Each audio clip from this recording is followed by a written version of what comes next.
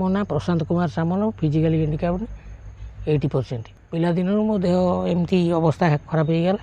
ତା'ର ବାପାଙ୍କ ମୃତ୍ୟୁ ପରେ ମୁଁ ଦୟନୀୟ ଅବସ୍ଥାରେ ବର୍ତ୍ତମାନ ଚଳୁଛି।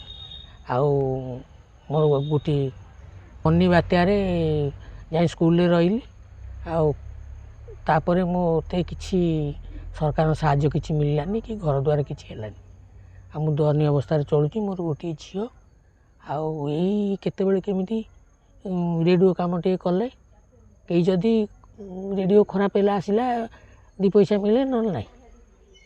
ଆଉ ଭତ୍ତା ପାଇକିରି ଚଳୁଛି। ଆଉ ଦୟନୀୟ ଅବସ୍ଥାରେ ଗାଡ଼ି ଭାଙ୍ଗିଗଲାଣି, ଆଉ କିଛି କରିପାରୁନି। ଅବସ୍ଥା ଖରାପ, ଗାଡ଼ି ବି ଚଲେଇ ପାରୁନି, ଆଉ ବଳ ପାଉନି।